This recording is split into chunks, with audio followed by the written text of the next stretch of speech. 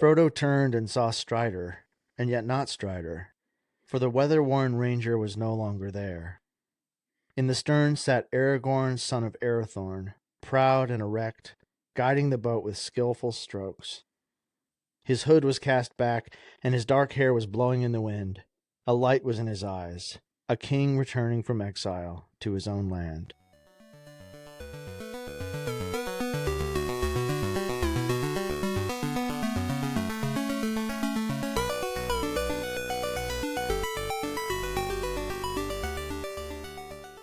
Welcome to the Wayward Wizards podcast. Today we are reading Book 2, Chapter 9 of the Fellowship of the Ring, a chapter entitled The Great River. I am Zach. My name's Logan.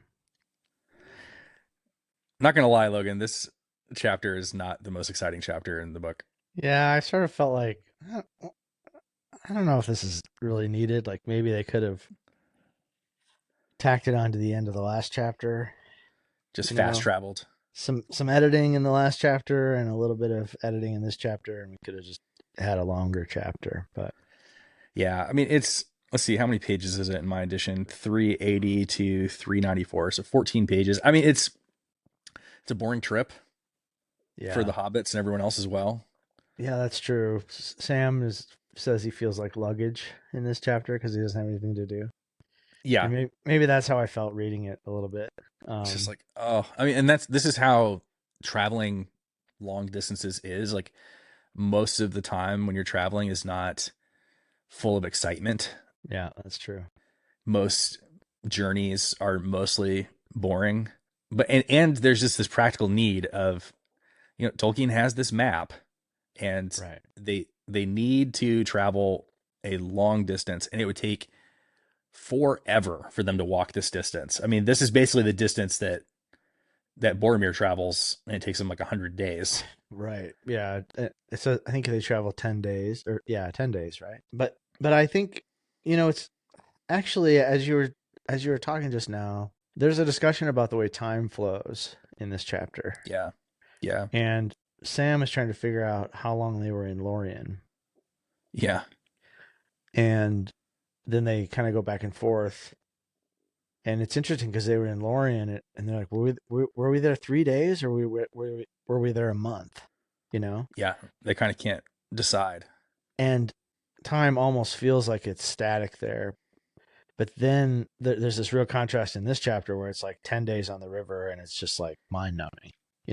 Feels like forever. Time is stretched out. Right, and so I like that contrast between where they just were and then where they are now and how different it is. And, the trees are failing, and there's these sort of like rolling hills on one side and blasted lands and all that kind of stuff. I mean, it's not quite true that nothing happens in this chapter. That's true. Like we get Gollum kind of reintroduces himself into the story. The pursuit of Gollum is kind of just like fully acknowledged, whereas before it was kind of just hinted at. Yeah. Yeah, so that's a necessary part of the story. They get some arrows shot at them by orcs. I mean, like the breaking of the fellowship could have just as easily happened here, if not for the fact that Legolas has this moment of like extreme badassery. Yeah. In shooting down a fell beast. Right. And then we also get the development of Aragorn and Boromir into kind of their final states. So there are some like really necessary moments that happen here. I think like you can kind of plot Boromir's descent into madness. Yeah. Really started, I mean, it's always been there, but it really started in Lorien. Yeah. And he starts to kind of show his true intentions in Lorien, but here you can kind of see him get more and more agitated. Yeah. In a way that really foreshadows his eventual turn. Maybe we could even say the turn actually happened back in the Lorien chapters, but you start to see a change in his personality here. Mm-hmm. And then, of course, we have Aragorn's ascent into his kingly, noble state. Yeah, guise or whatever, right? His truth of who he is. Yeah, and it's like you said, it's it's a reflection on time. It's a reflection on fate. For Tolkien, after Lord of the Rings became, well regarded and widely read, a lot of people wrote to him asking, like, what's Lord of the Rings about? Mm-hmm. And what they're always getting at is like, what is this an allegory for? Yeah. Like, is it about World War II? Is it about atomic energy? Is Sauron Hitler? People really wanted it to be allegorical. Yeah. And he always pushed against that. But what he said was, when pressed, he said that Lord of the Rings is about death.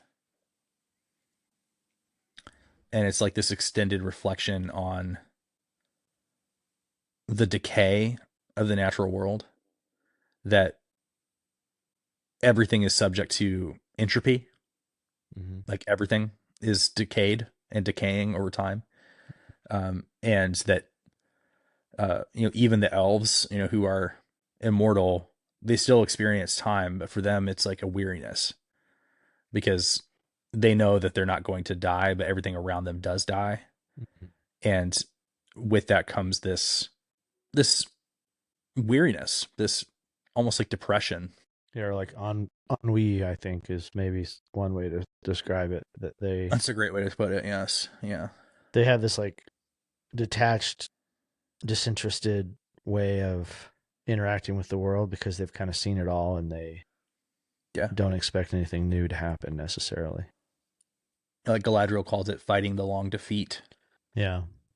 And so there's a pessimism to Tolkien that I think, like, as like kind of like modern readers, we tend to have this idea of like progressivism. It's like things are getting better as time goes on.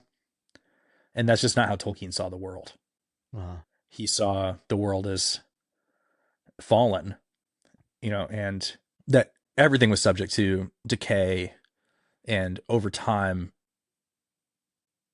everything just reaches a state of brokenness apart from grace. So for the elves, it's like they're still in the flow of time. Like Aragorn kind of corrects everyone as they're kind of discussing like the passage of time in Lorien, and he's like, no, they're not outside of the flow of time. Yeah, he sort of says it's more like they're a persistent ripple in a stream. Yeah, that time like moves, like the changing of the seasons are like ripples over a body of water. And they just experience it differently because for them, time moves both fast and slow. Mm-hmm. Because it's fast because everything around them decays and dies much quicker than they do. Right.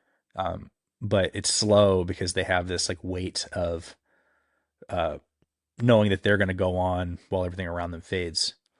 And that weariness is ultimately why they leave Middle Earth. Yeah. It's why they have to go west, to the Undying Lands, because Uh-huh. staying in Middle Earth where everything decays is a weariness for them. Yeah. Yeah. You know, time to mark the passage of time requires like a structure of meaning, I think. Mm.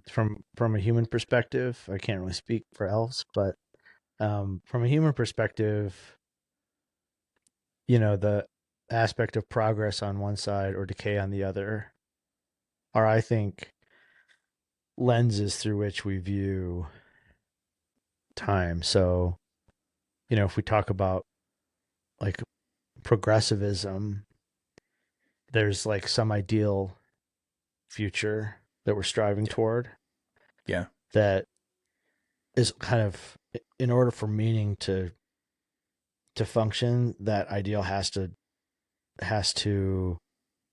proceed away from us at the Yeah. same or similar distance at all times, Yeah. right? And I think Tolkien is certainly not in that camp. No. Um, but I also think it's equally true to say that viewing the world as essentially a vision of entropy and decay is also a structure of meaning. Yeah. That there Yeah. was an ideal past Right. which we either like which we grieve, I guess, Yeah. Or in, some more, I guess, modern conservative versions, which we try to reclaim, which Yeah. is really a kind of like liberalism. but Right. but I think that like time always exists in that, and so like like when you're in Lorien, there's really not a striving for the past or a I mean, there's less of a grief about the past passing away because it feels so stable and it's sustained right by Galadriel. Right. And they're not really concerned about the future. And so it makes sense that, a month passes and maybe it feels like 3 days. Yeah. Um, and, and then when you're like literally in the, you're like literally in a stream for Yeah. 10 days, you can't help but feel time pass because of the passage of geography and that kind of thing. So Exactly. Exactly. yeah, there's really an interesting kind of philosophical thing happening in this chapter Yeah. beyond the kind of, plotting of the plot, which is not super interesting until kind of the end of the chapter. But Right. yeah. Yeah. Yeah. So I do think it's a brief interlude in the story where it's like Mhm. there's the practical need of them getting from point A to point B. Like they need to move south on the map. Right. And Tolkien can't spend 100 days to do it. Right. And so this is maybe the closest thing to Tolkien moving the story along at the speed of plot, where, like in other stories, they would just, get in a teleportation device and be there, or Yeah. they would get in a speed of light travel Yeah. Hit the warp ship and hit button warp and speed. yeah. Exactly. So this is probably the closest thing in the story to that, but even within it is the practical, logistical mind of Tolkien, Right. where it's like he has to create a means for them to move quickly that fits within the rules of the world that he's established. But he also introduces this interesting like digression on the way that different beings in Middle Earth perceive the passage of time. Yeah. It's fascinating. Um, And yeah, I think it has a lot to do with movement as well. Like, Right. In Lorien, they are static. Yeah. They don't go anywhere and they don't want to go anywhere. Yeah. But here they're moving and they're seeing a change of the geography, and that creates a different sense of time. Right. They have to be told to leave, Lorian. Like they're like, all right, it's time for you guys to get out of here. And I think they would have stayed longer, if they could have. Absolutely. Absolutely. It also occurs to me that Middle Earth is a place Yeah. for Tolkien, certainly. Yeah. It really is a place. And so he's like, why not? Or there's part of me, I guess, that's like, why not like luxuriate in being in this place? I think there are things about this chapter that could be condensed into like 5 paragraphs, you know? Yeah. Yeah. Couple vignettes, a vision of this and that, And then they traveled for 10 days on the river. It's they like, do we really need to traveled, know? they saw this at one point, Yeah. Sam saw Gollum, they saw these big statues, yada yada, and that's the introduction to the breaking of the fellowship. Yeah. But since Middle Earth is a place, and it really feels like a place, but way before now, right? Like, Yeah. Yeah. Tolkien's spent all this time making it feel like a place. Yeah, I mean, it's kind of cool that we get to like hang out there, Yeah. Yeah. with like our buddy Frodo. Yeah. Yeah. It kind of reminds me of, and we talked about this in earlier episodes, how the pace shifts from the first few chapters of the book, and then once they get to Rivendell, it just moves. No, I guess after the Council of Elrond, it just moves really quickly. Yeah, Like a lot of exciting plot elements happen, and there's a few exciting things in this chapter, but for the most part, it kind of has more of the pace of the first 2, 3, 4 chapters of book one, mm-hmm. where it's like, okay, we've gone through 3 or 4 chapters. And it's only been 5 days. Right. So there's like a lengthening of the timeline, like a slowing of the pace, which maybe we needed that in this stage. Maybe Tolkien was like, all right, let's Take a pump the breath. brakes. Yeah. Yeah. remember that we're on a long journey. It's not all just happening in some small geographical area. It's this huge journey away from the Shire and Yeah. what the hobbits are comfortable with. But yeah, by the time we reach the end of this chapter, we are essentially at the foot of the land of Mordor. Like we are essentially there. And, the rest of the book, which is, we're about a third of the way through the text now. The rest of the book really, like, all the action kind of happens for Frodo and Sam, at least, in this region that we get to by the end of this chapter. So what do you think? You want us to kind of jump into the text? I think it's interesting. Like, they're in these boats, and it says they were content that the decision, which they must make at the latest when they came to Ralros in the Tinned Rock Isle, still lay some days ahead, and they let the river bear them at its own pace, having no desire to hasten towards the perils that lay beyond, whichever course they took in the end. So, like, right from the beginning, they are still kind of dreading this choice they have to make. And kind of the two advocates for each choice are Boromir and Aragorn. Boromir wants them to divert west and go to Gondor and strike out from a position of power, military power. And Aragorn is less keen on that. And it seems like he is really advocating for them just to go east, to straight to Mordor. And once again, if you look at the map, you can kind of see where they end up is basically like directly in between those two choices. And so there's like this like physical need to turn left or right. There's like a fork in the road, a fork in the path. And you can kind of see Boromir getting increasingly more desperate in his pleas. Before it was like kind of in hints, and he's trying to be subtle. As time goes on, he starts pulling out all the stops, even to the point of like getting emotional and like questioning whether they really care about him as a person and his contribution to the company, in a way that's really manipulative. And he kind of comes across as like a controlling boyfriend, or it's not a good look for Boromir. Yeah, there's like an anger and sort of mixed with anxiety there. Insecurity. He really wants to be in control, but the company is certainly following Aragorn, and Frodo would probably follow Aragorn wherever. Yes. I wonder at this point if Aragorn had said, let's go to Minas Tirith, if Frodo just would have followed along.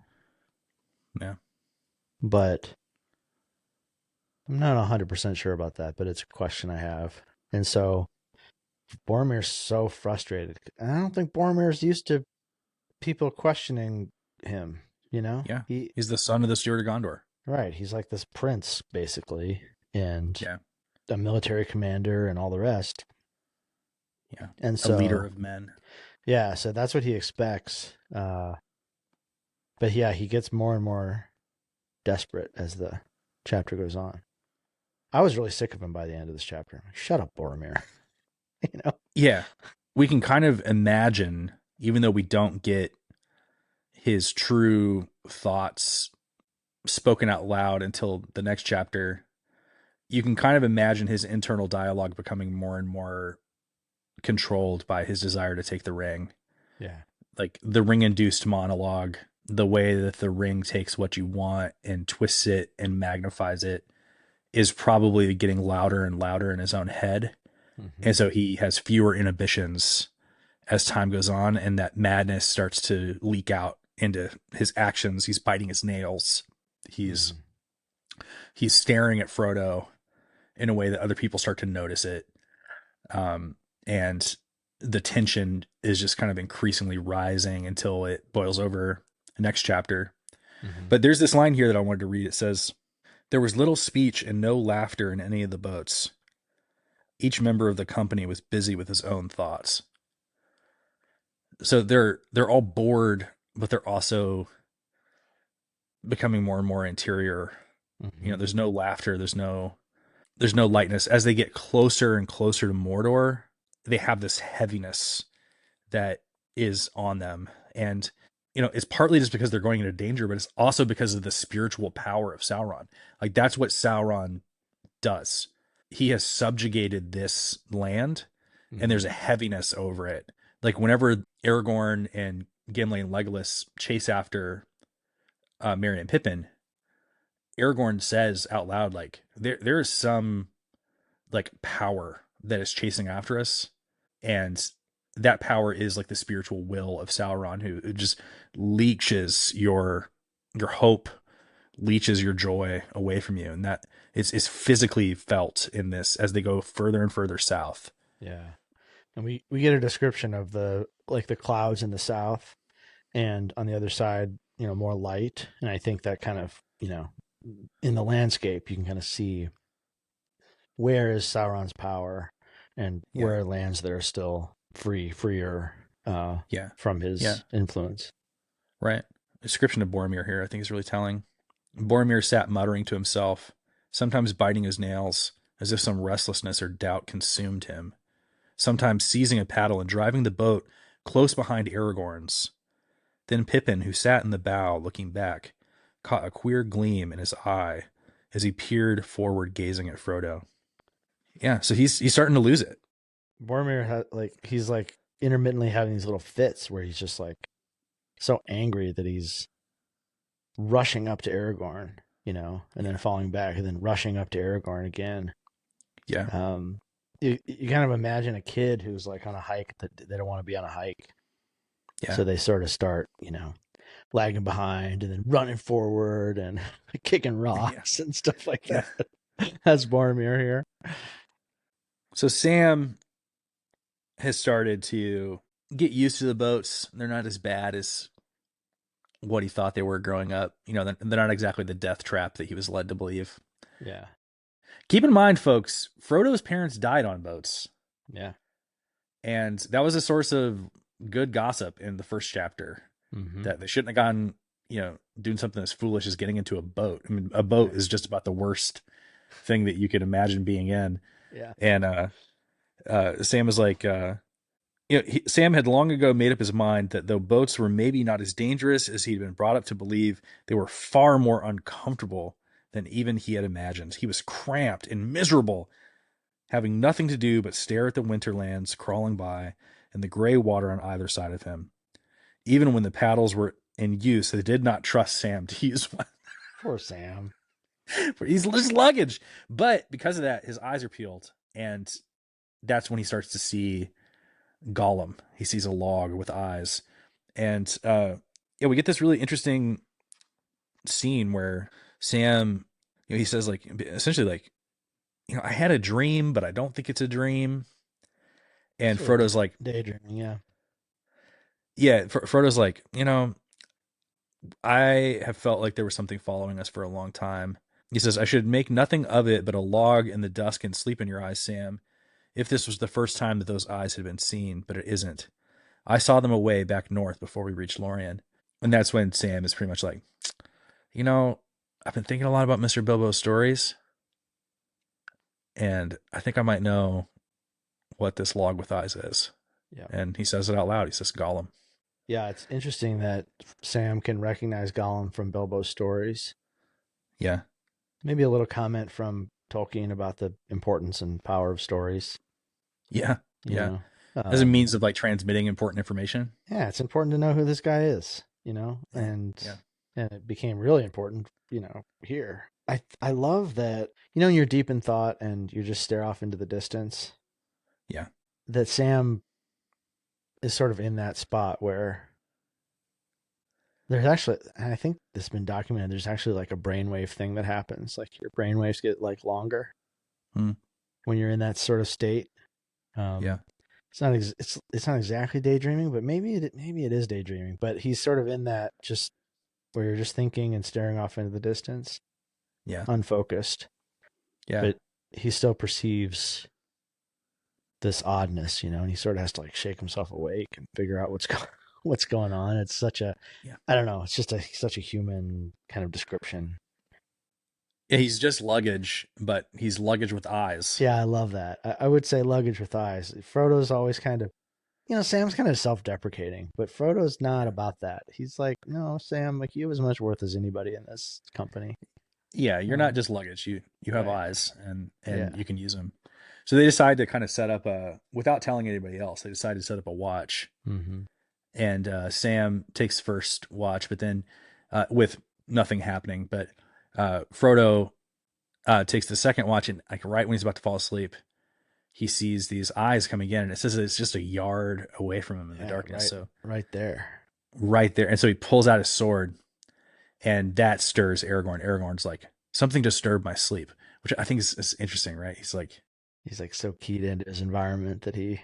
yeah, I feel a disturbance in the force, like he's like, yeah. why have you drawn your sword? He says, and Frodo answers, Gollum, or at least so I guess. He says, so you know about our little footpad, do you? He's like, he's slippery as a fish. We tried to shake him, but he's too clever a waterman. So Gollum, he is he's skilled at being in the water. He's like as comfortable in the water as a fish. He's kind of turned into like an amphibian, and he's often kind of depicted that way in art, and I think that's really really good because he's got these like big paddles for feet and hands, and he's sort of slimy and green, and exactly. And so the fact that he's like a frog man that can keep up with you no matter what you do, so certainly on the water. Yeah, you can't shake him. I thought this was interesting here. He basically tells Aragorn tells Frodo to go back to sleep. He says, you lie down now and I'll keep watch for what's left of the night. He says, I wish I could lay my hands on the wretch. So he's like, basically like, I want to kill him. But then he says, we might make him useful. What do you think that's about? Something about maybe like trying to get information from him or something like that, or I highlighted it here in my book. He says, we might make him useful, but if I cannot, we shall have to try and lose him. He's very dangerous. He may put an enemy that is about on our track. Yeah. So that's a little bit of foreshadowing where one question that I have is like, okay, is the reason why the orcs find them here in a couple pages because Gollum has kind of alerted the enemy to their presence? And I think that's kind of left up to interpretation. Yeah. The fact that, it's mentioned a couple times makes me want to say that that's Tolkien pretty heavily hinting that Gollum did alert the orcs to the presence of the company, either intentionally or not. Yeah, right. But I highlighted we might make him useful because I wonder if Aragorn himself is thinking we might be able to use him as a guide. Yeah, because he knows that Gollum has spent time, in and around Mordor, and Aragorn is not. Yeah, and Aragorn hasn't. And that becomes apparent in a couple places where Aragorn's like, "Oh, geez, we like travel further than I thought, and I don't exactly know where I am." And and so if we could get Gollum to kind of agree to guide us, then that might be a good thing. Which that ends up being pretty key to the success of the whole quest. I mean, maybe that was part of Gandalf's plan. He tells Frodo essentially like, hey, don't be so quick to say you want to kill Gollum because he might have a role to play in this. And it's not defined what that role is, but it seems like Aragorn here also is kind of like, this little sucker might be useful down the road. So I want to wring his neck, but he might make a useful guide, I guess, which that's always been kind of a head scratcher for me. Like Frodo choosing to take on Gollum as like his servant and his guide. So I was kind of like, why would I wouldn't do that if I was in Frodo's shoes. I always wondered that, but it's like, oh, maybe he's just, well, I mean, he is pretty explicitly following the wisdom of Gandalf, but it seems like Aragorn is kind of on the same like thought wave here. Well, Gollum has information that no one else has that isn't an orc, right? About this landscape. And it's even though Gollum is this dangerous, kind of twisted creature, he's like easier to talk to than an orc would be. Right. Maybe. Right. We get another little foreshadowing just before this where Aragorn lay in their camp, wondering if Gollum had been doing some mischief, and the news of their voyage was now moving in the wilderness. Basically, right after he worries about that, they start getting shot by arrows. Yeah, that's true. That's really interesting. And so this is like from the Mordor side of the river, they start getting shot at, and Frodo gets one right between the shoulders. He's the only person that gets hit. Yeah, it bounces off him. But I think, he was shot for a reason. He's Oh, targeted. interesting. It was right between his shoulders. Yeah, but the arrow fell back, foiled by the hidden coat of his meat. So oh, I didn't think of that, but that makes sense to me. It's not just random, maybe. they're being hunted, and they're being hunted by, informed parties. Yeah. They know who they are and what they have. I think it's interesting that Frodo is the only one that gets hit directly by an arrow. And I think it's also telling that Sam says Gollum's doing I'll be bound. So, Aragorn and Sam both are heavily, this is the third implication that Gollum has given away their position. Does Gollum know at this point that Frodo has the ring? I think so. Okay. I think so. I think he is looking for a Baggins. He knows he's a hobbit. Think he recognizes Sting? Because Bilbo uses, I don't know in the Hobbit, Bilbo uses Sting as like a light. Yes, he does. But I'm not sure. And he's carrying it when he encounters Gollum. That's a great question. So they have to paddle away. In desperation. As hard as they can to get away from these orcs. I like that it says stroke by stroke they labored on. So they're not just floating anymore. No. The pace really picks up here. And it says, in the darkness, it was hard to be sure that they were indeed moving at all. But slowly the swirl of the water grew less, and the shadow of the eastern bank faded back into the night. So it's dark. It's dark, and they really probably shouldn't be paddling recklessly in the dark like this. Yeah. But they make their way to a shore, the western shore. So this is the shore, the Gondor side of the shore. And Legolas is so freaking cool here. Yeah. Like, this is Legolas's shining moment, I think. They make their way to the western shore, and it says, Legolas laid down his paddle and took up the bow that he had brought from Lorien. Then he sprang ashore and climbed a few paces up the bank. Stringing the bow and fitting an arrow, he turned, peering back over the river into the darkness. Across the water, there were shrill cries, but nothing could be seen. Frodo looked up at the elf standing tall above him, as he gazed into the night, seeking a mark to shoot at. His head was dark, crowned with sharp white stars that glittered in the black pools of the sky behind. But now rising and sailing from the south, the great clouds advanced, sending out dark outriders into the starry fields. A sudden dread fell on the company. Elbereth Gilthoniel, sighed Legolas as he looked up. Even as he did so, a dark shape like a cloud, and yet not a cloud, for it moved far more swiftly, came out of the blackness in the south, and sped toward the company, blotting out all light as it approached. Soon it appeared as a great winged creature, blacker than the pits of the night. And the orcs sort of cheer. Fierce voices rose up to greet it from across the water. And then Frodo feels a chill run through him. He clutches his heart, and there was this deadly cold, like the memory of an old wound in his shoulder. So that makes me think this is the Witch King of Angmar. Yeah. I think this is the Nazgul who stabbed Frodo on Weathertop. Mm-hmm. And he's riding an evil creature. It's not a bird. It's not a dragon. Yeah, it's though. What did you say earlier? Pterodactyl. It's like a dinosaur, kind of.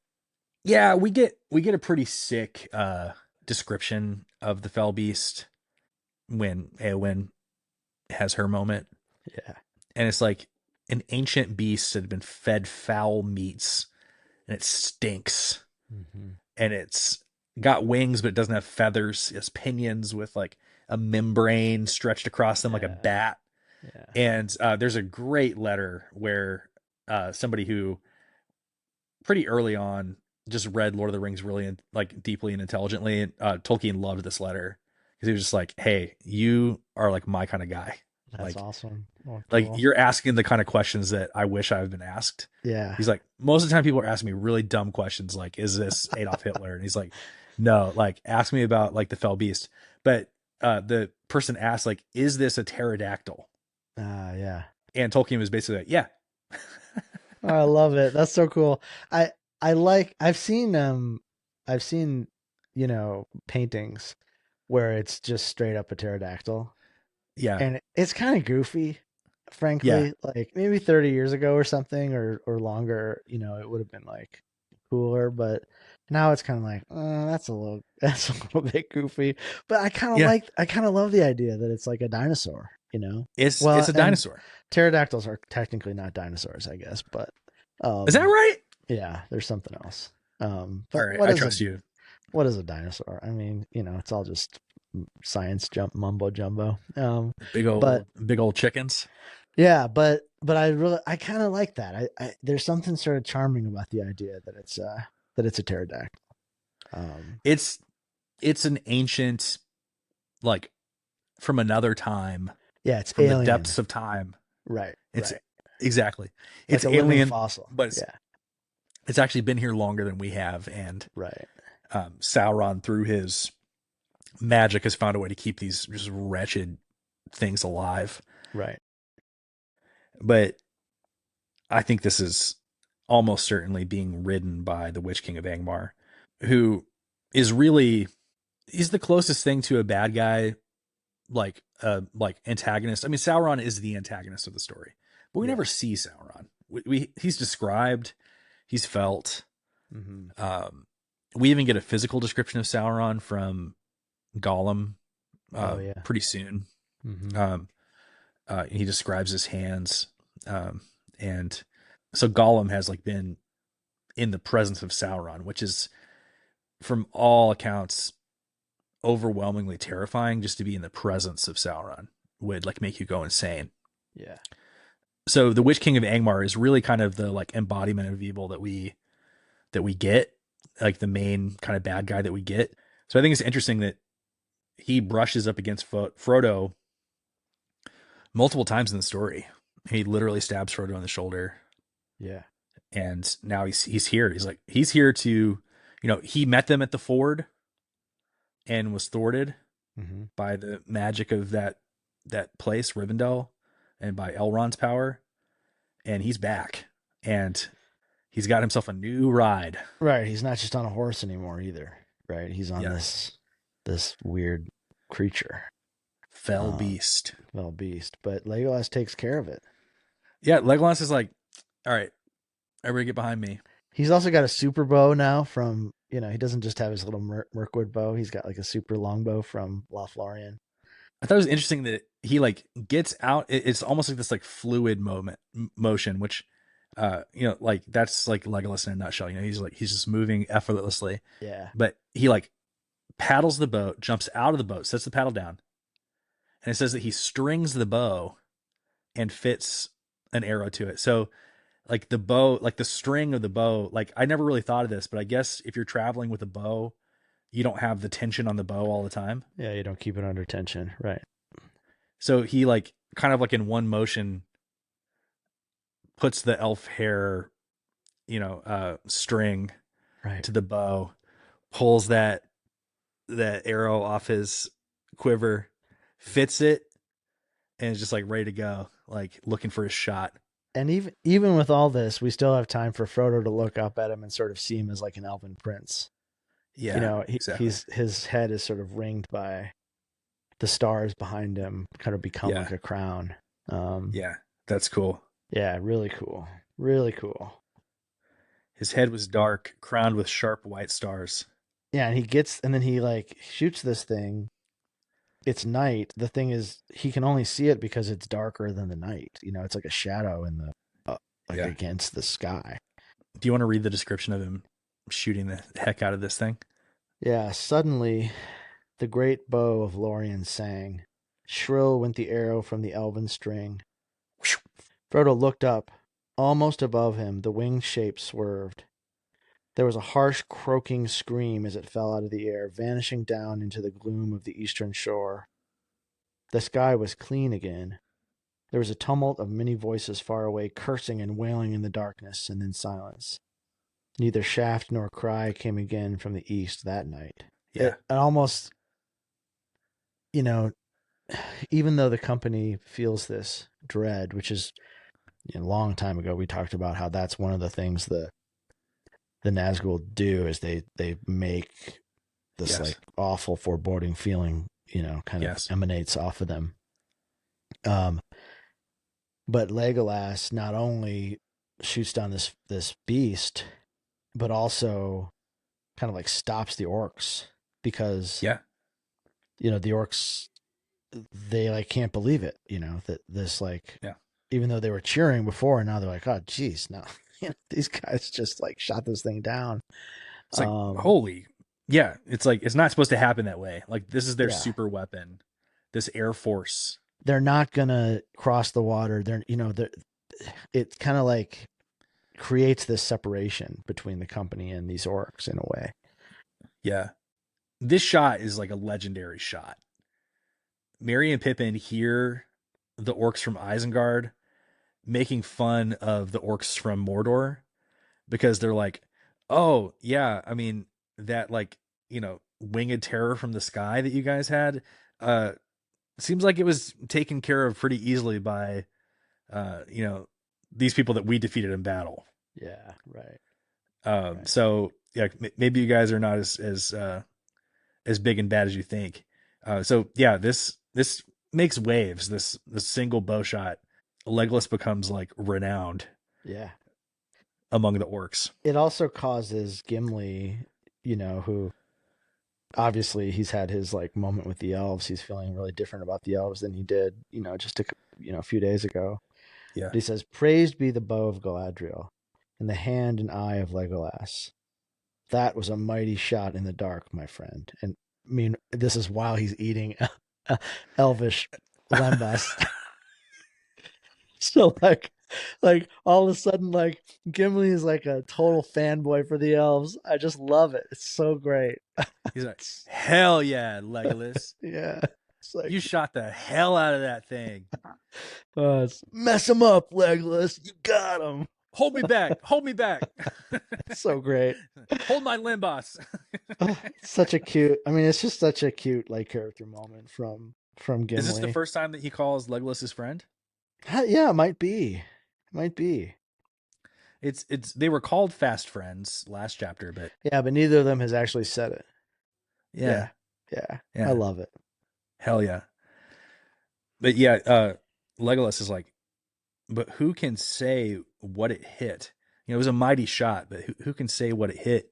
And Gimli's like, I didn't like that thing. It reminded me of the shadow in Moria, the shadow of the Balrog.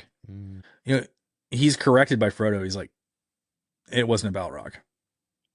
The Balrog's power was in heat.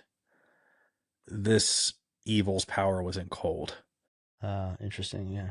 Well, Frodo says Frodo's going to say, I think it was, and I think he was going to say, I think it was a Nazgul.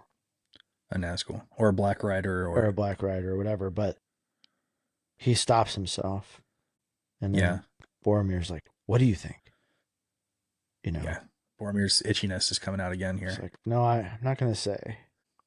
He's trying to catch a glimpse of Frodo's face.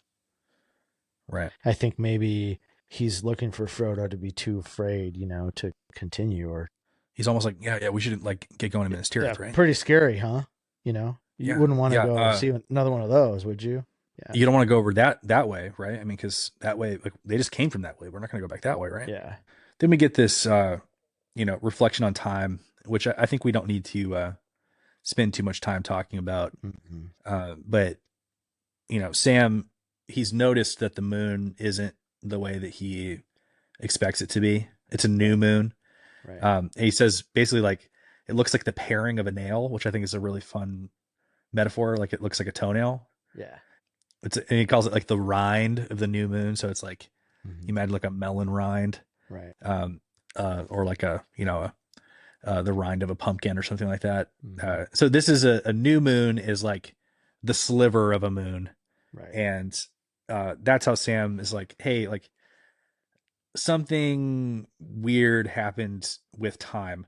Now, if we were writing this story and we just had a like very exciting encounter with the enemy, Mm-hmm. would we stop midstream to do a couple pages on how weird time moves in Lorien? Yeah, like a philosophical investigation of the way time moves for elves and in Lorien, and and conjecture about how much time has passed. And no, I don't think so. I think that this is an opportunity for the action to keep rising. Yeah. But that's just That's not not how how Tolkien Tolkien rolls. rolls. It's not how he rolls. I don't want to spend I don't want to tarry too long on this subject, but Sam he basically says like, all right, this moon math doesn't add up. Yeah. Frodo says, in that land maybe we were in time that is elsewhere long gone by. It was not, I think, until Silverlord bore us back into Anduin that we returned to the time that flows through mortal lands. Hmm. And he's corrected by Legolas, who would know a thing or two about how elf time works. He says, "Nay, time does not tarry ever." So he's like, you weren't out of time. He says, but change and growth is not in all things and places alike. Hmm. So he's like, time moves differently in different places. Legolas says, for the elves, the world moves, and it moves both very swift and very slow. Swift because they themselves change little, and all else fleets by it. It is a grief to them. Slow because they need not count the running years, not for themselves. The passing seasons are but ripples ever repeated in the long, long stream. Yet beneath the sun, all things must wear to an end at last. So that's Tolkien's philosophy in a nutshell. I mean, he said essentially Yeah. that's what Lord of the Rings is about. Where to an end at last. That's the Lord of the Rings is about death and decay. And maybe he was being a little cheeky. Like, of course, Lord of the Rings is about lots of other things. It's about hope. Yeah. It's about friendship. It's about, good triumphing over evil. It's about all those things. It's Right. about the way that war corrupts. Right. But at its base, he said Lord of the Rings was about decay. Let me get this line from Frodo. He says, but the wearing is slow in Lorien. The power of the lady is on it. Rich are the hours, though short they seem, where Galadriel wields the elven ring. There goes a little bit of ba ba ba ba ba ba ba ba ba A ba little ba bit, ba ba ba. a little bit of poetry. Mm-hmm. A little bit of elven poetry language, just like kind of like finding its way into prose again. And then Aragorn chides him. He says, "That should not have been said outside of Lorien, not even to me." So Frodo has this knowledge of the ring that Galadriel wields, but not everybody knows that. And he's Yeah, like, that's interesting. hey, don't say that in these parts. Everyone's like, that's a secret, Frodo. You keep that to yourself. Yeah, You don't need to be spreading that around when there's like literally orcs on the other side of the river from us. yeah. Loose lips sink ships, Mm. and yeah, maybe don't go saying that in the land of Mordor. Sam says, I can't abide fog, but this seems to be a lucky one. Now perhaps we get away without these cursed goblins seeing us. You want to talk about the word goblin? I don't think we've talked about this on the pod. Yeah, so goblin is what the orcs in The Hobbit are called. Right. Um, when they're crossing the Misty Mountains, right? Yeah. Yeah. Um, The Goblin King and yeah. yeah, and they accidentally camp on the front doorstep of the Goblin I City. mean, it was an honest mistake. Yeah, right. And Haven't we all, camped in the doorway of a Goblin King? when giants are throwing boulders at you, you make rash decisions.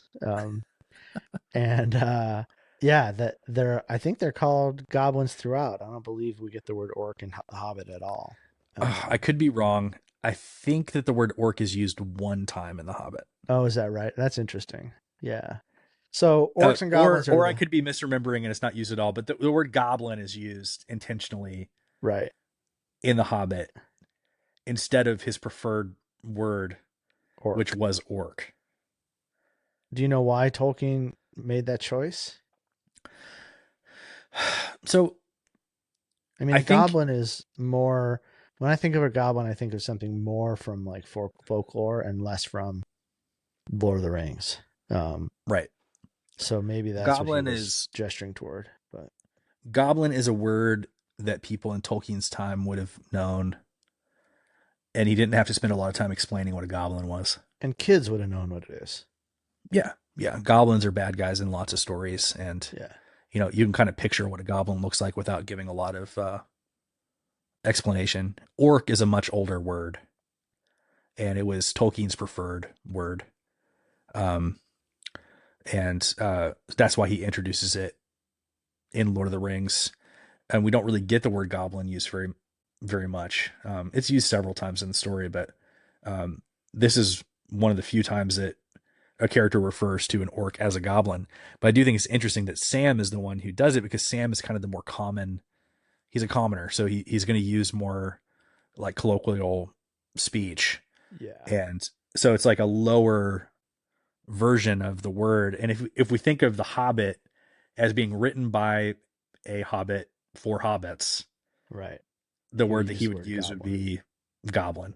So I think it's an interesting little nod to The Hobbit, but also to kind of Sam's station. I like that we get Legolas's Elvish word for orcs too, which is yerk. Yeah, and we get that in Moria as well. Right, and so, but I like that, there's like a similarity between the word orc and yerk, or you can kind of see how yerk. Like, yes, YRCH. It's even kind of hard to like conceptualize how you would say it, but like it still sounds enough like orc that you can like see that they're related to each other. I love that, etymologically, like just his like, Tolkien's main jam was that. Yeah. He loved morphology. He loved like tracking how words change over time. It's so cool when that kind of makes it into the text. It's just his like passion is there. One of his first jobs at Oxford was to work on the Oxford English Dictionary. And one of my favorite Tolkien fun facts that's just rattling around in my brain, just waiting to come out at the slightest provocation, is that he worked on the word W, and one of the words that he found textual usage of is the word waggle. Waggle, really? Yeah, that's fascinating. So he found like an early attribution of waggle. Yeah, like as much as he could find, he would just read. Fascinating. Looking for the word waggle. That's a good tidbit for sure. I'll have to go look up the Oxford English Dictionary definition of waggle after this. Yeah, look up the OED waggle and you'll see a little bit of Tolkien's earliest published writing. Yeah, cool. Boromir starts to show his colors here. The desperation starts to come out. In my, we're just a few pages from the end of the chapter here, but in my notes I have Boromir's downfall written in big letters with a arrow going down this page. Sam essentially says, hopefully we can get away from these goblins. And Boromir's response to that is essentially, I do not see why we should pass the rapids or follow the river any further. If the Emyn lie before us, then we can abandon these cockle boats and strike westward and southward until we come to the Entwash and cross into my own land. Aragorn says, we can if we are making for Minas Tirith, but that is not yet agreed.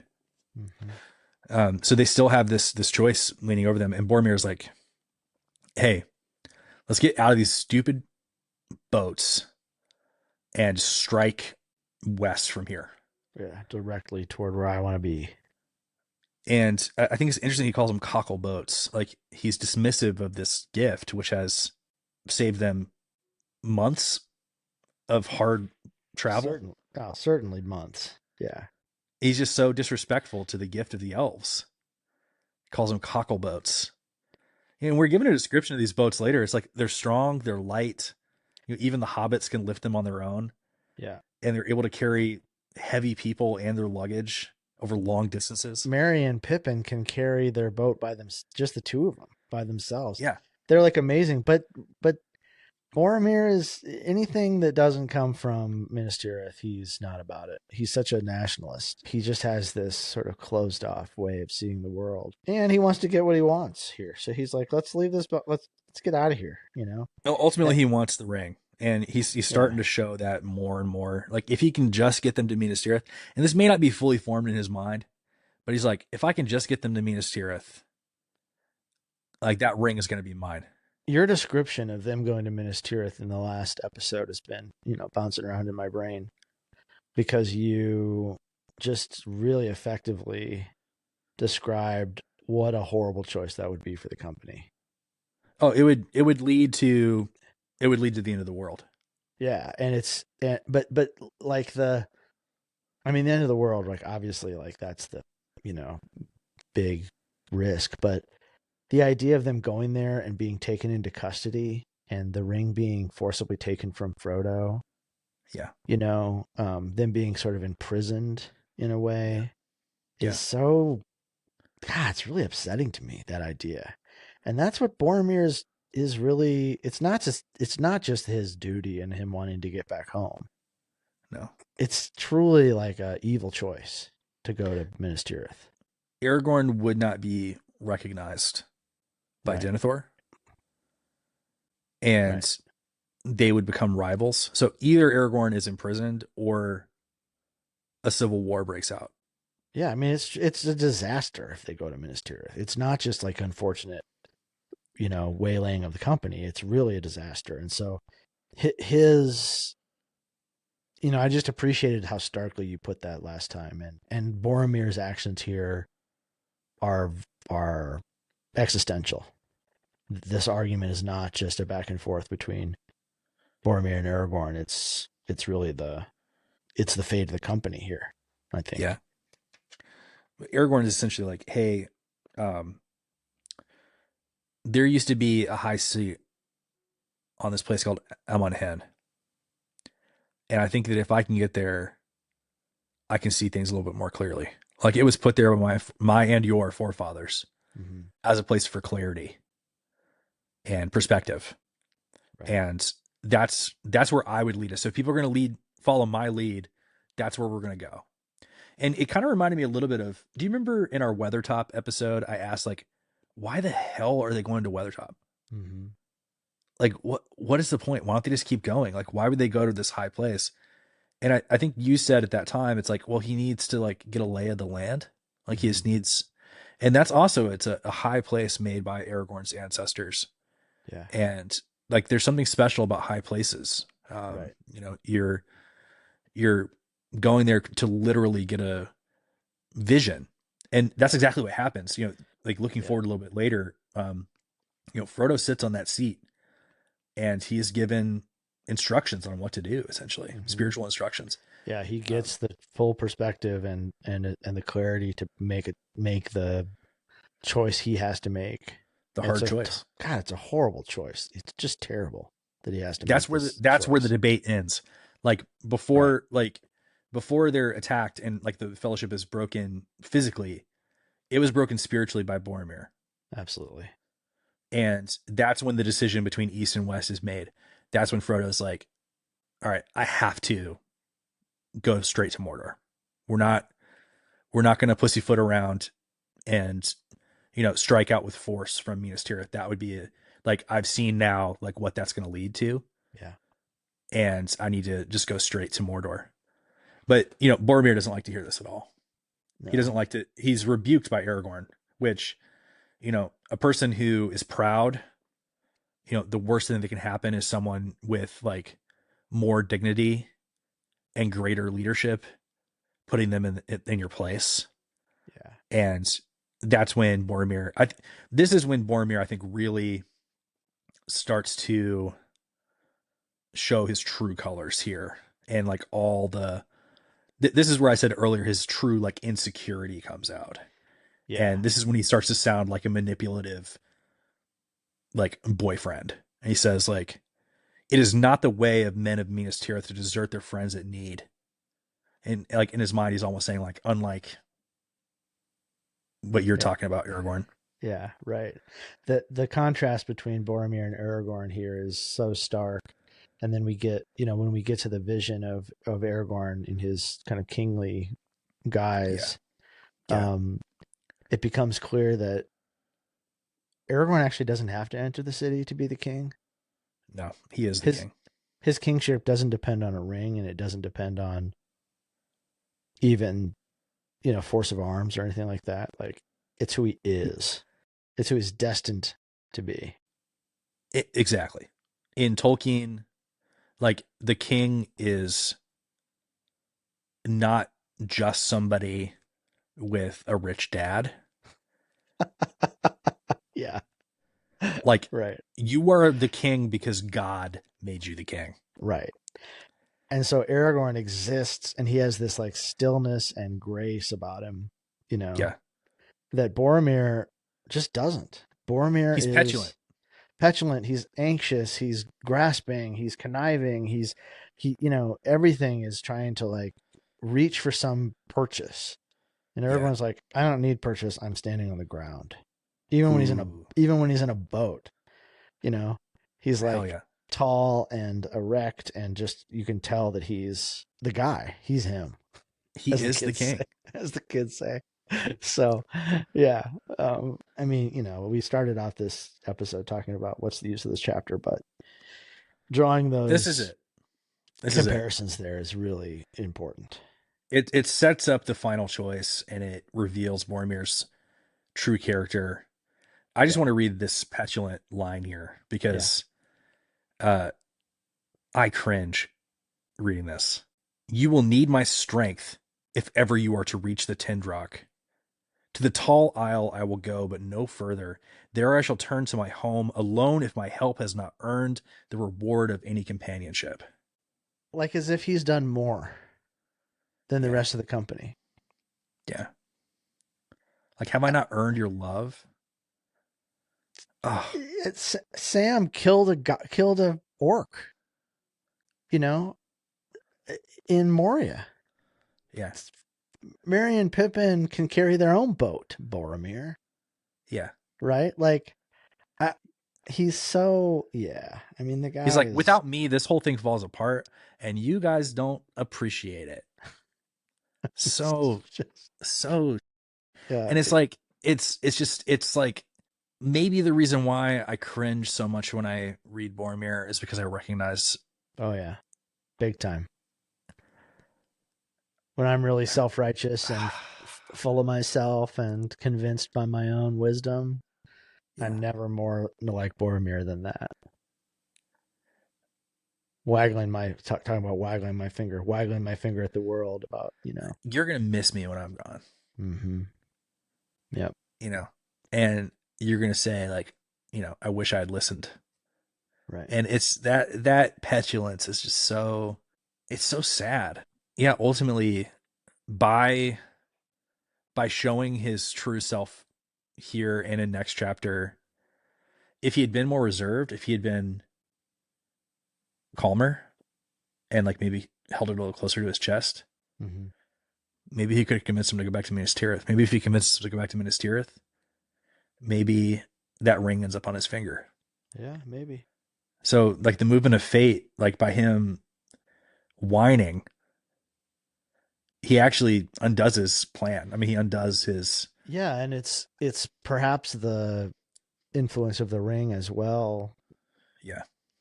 The ring itself cuts off the possibility of Boromir taking control of it because its influence on him is so great. Yeah. And so there's no subtlety, No. And so because Boromir loses subtlety, he loses his chance to be convincing. And so again, it's kind of, as you said before, it's kind of evil is its own undoing again in this way. That's it. But Aragorn is able to convince the company to go on a little bit further to this high place. He has to do some convincing. He's like, hey, me and Legolas are going to go see if we can find this path. Mm-hmm. If we're not back in a day, choose a new leader. He doesn't say, do what Boromir says. You'll notice. Mm-hmm. He says, choose a new leader. Yeah. Of the people that are left, I think Boromir is probably going to end up being it. Maybe Gimli. I think Aragorn means Frodo. I mean, right? Like, who I else think should it is Frodo. I mean, who it should be is Frodo. Yeah.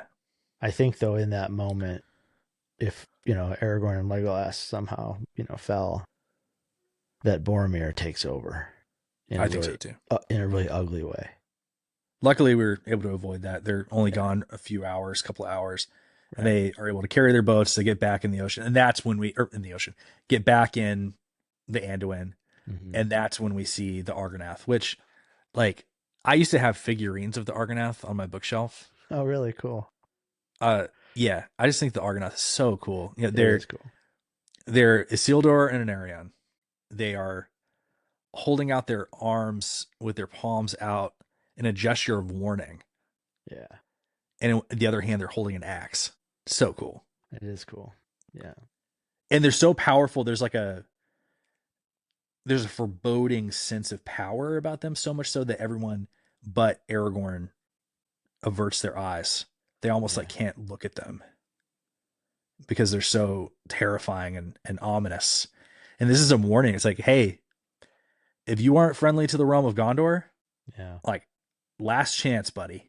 Yeah, there's kind of it's definitely, there's something so powerful about the ability to carve a likeness into that much rock, I mean, it's basically impossible. So that's part of it. And then I think it shows how skilled the Númenóreans were.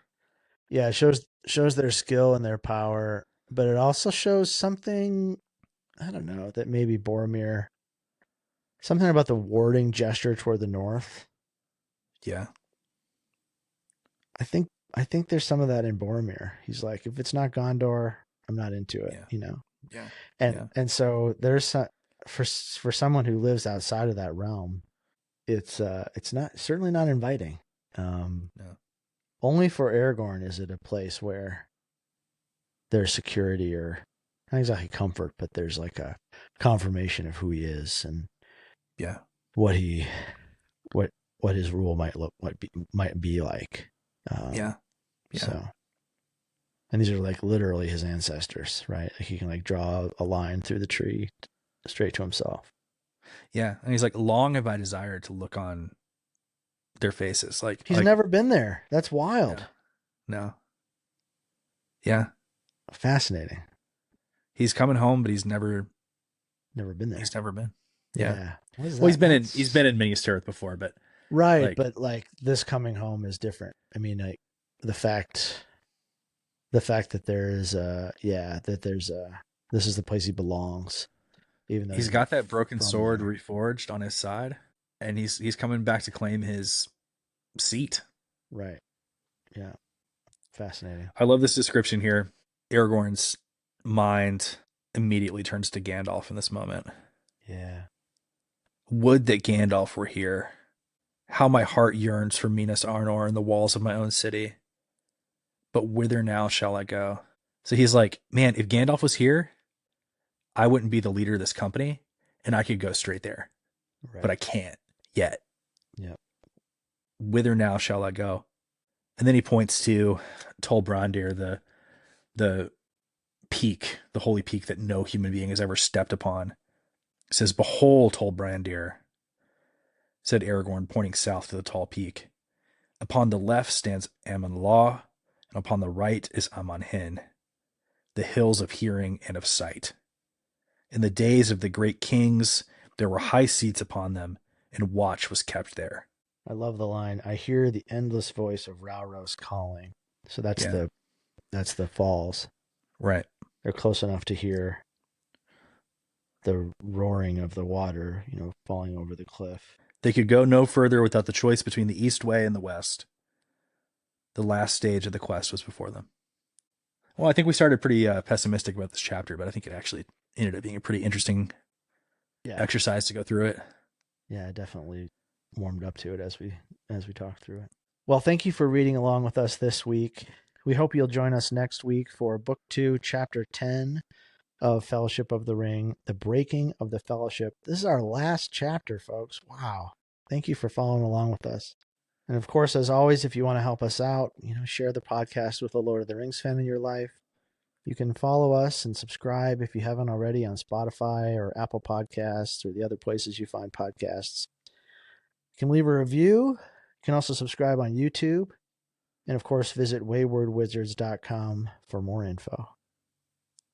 But until next time, remember that under the shadow of the Argonath, Elisar the Elfstone, son of Arathorn of the house of Elandil, Isildur's son, heir of Elendil, has naught to dread. We'll see you next week. See ya.